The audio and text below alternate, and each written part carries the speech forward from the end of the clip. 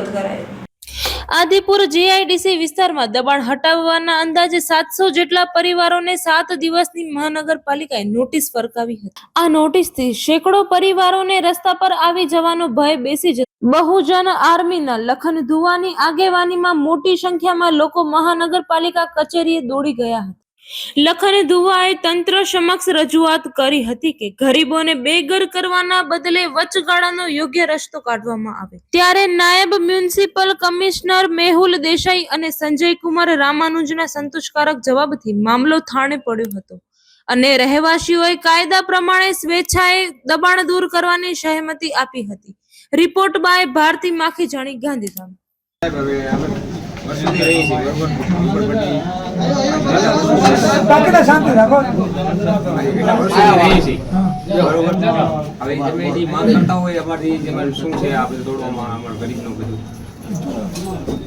રસ્તાનું કામ ચાલુ કરવાનું છે। રસ્તા પેટા બધું હટાવવું। બરોબર, ઓકે। રસ્તાનું નહીં નડતું હોય એટલો હટાવતા નથી, બીજી જે વસ્તુ છે એના રસ્તાનું કામ ચાલુ છે। સાહેબ, એક તુલસીભાઈ સાથે 2 દિવસથી ચર્ચા થાય છે અને આપણે એટલું માન પણ રાખ્યું કે સોમવારની જગ્યાએ મેં કીધું મંગળવાર ના આવું છું। કાલે સાહેબ મારું જખાવું માથું છેલ્લા 5 મહિનાથી અમારી લડત ચાલુ છે, કાલે પૂરી થઈ અમારી ત્યાં આગળ। એ ગરીબોની છે, આ ગરીબો છે બધા, આજે 500-700 પરિવાર રહે છે। સાહેબ, અમારી એક રિક્વેસ્ટ એ છે કે પાણીની જે લાઈન આવે છે ખાસ એના માટે જ છે ને, રસ્તા રોડ અને પાણીની લાઈન રિંગ રોડ બને છે, રિંગ રોડ બને છે, બરોબર છે। આખો નવો કેટલું છે બંને સાઈડ કેટલા ફૂટ આવે છે? ટોટલ 80 ફૂટ 80 ફૂટ છે એમાં જ આવતો જી। હવે પ્લોટ છે એ જે ફેક્ટરી વાળો છે તેનો પ્લોટ ક્યાં પતે છે, ત્યાંથી લઈને 80 ફૂટ ક્યાં થાય છે, એ ક્લિયર કટ મળી જશે।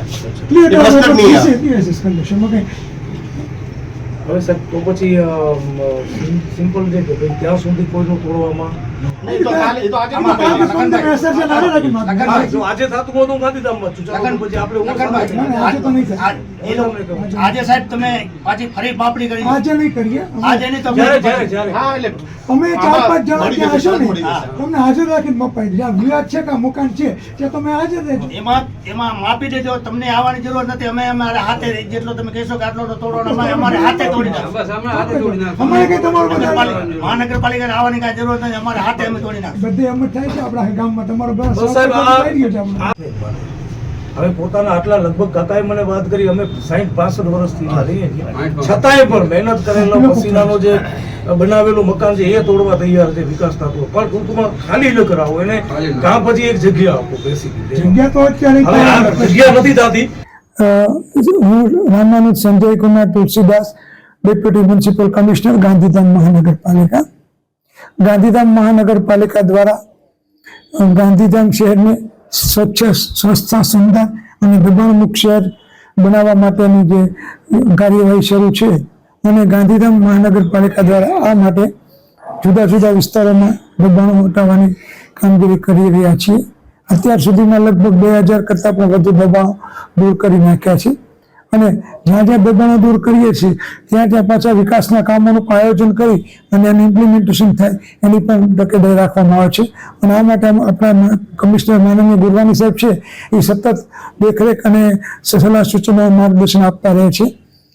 એટલે ગાંધીધામ આજે જે વિસ્તારમાં જે દબાણોની સમસ્યા છે એ તમે જોઈ રહ્યા છો, હળવી થઈ રહી છે। અને મોટો એક સારા આશ્ચર્યજનક બાબત એ છે કે નાગરિકો પોતે સ્વૈચ્છિક રીતે પોતાના દબાણો છે એ ખાલી કરી આપતા હોય છે, એટલે કે કોઈ પણ પ્રકારનું ઘર્ષણ કરવાનું કે કોઈ થતું નથી। અને લોકો પણ હવે જાગૃત થઈ ગયા છે અને ગાંધીધામને નયા ગાંધીધામ જોવા માટે તત્પર બની રહ્યા છે અને તે માટે ગાંધીધામ મહાનગરપાલિકા અવિરત પ્રયત્ન ચાલુ કરી રહ્યા છે અને આ અમારી ઝુંબેશ છે એ સતત ચાલુ રહેવાની છે।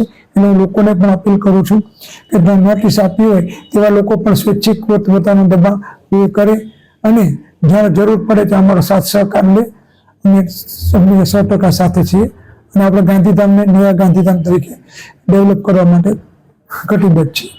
તો સાહેબ, આદિપુર સ્લમ એરિયાનો જે પ્રશ્ન છે તે વિશે આપ શું કહેશો?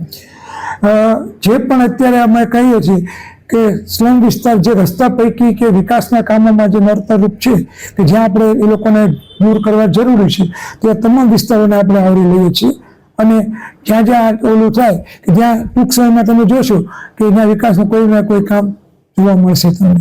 એટલે કોઈ ચોક્કસની વિસ્તાર નહીં, આપણે આખા ગાંધીધામ સમગ્ર મહાનગરપાલિકાએ અને ખાસ કરીને આપણે જે જૂનો શહેરી વિસ્તાર છે કે જુદા જુદા વિકાસના કામ માટે આપણે જમીન કે રસ્તાની કે જ્યાં હદ મર્યાદામાં આવતા હોય તો તમામને આપણે મેસેજ આપ્યું છે કે આજે નહીં તો કાલે ત્યાં આપણે કોઈને કોઈ નવું શહેરનું વિકાસનું કામ થવાનું છે અને લોકો સ્વૈચ્છિક રીતે પણ દબાણો હટાવી રહ્યા છે, ખાલી કરી રહ્યા છે.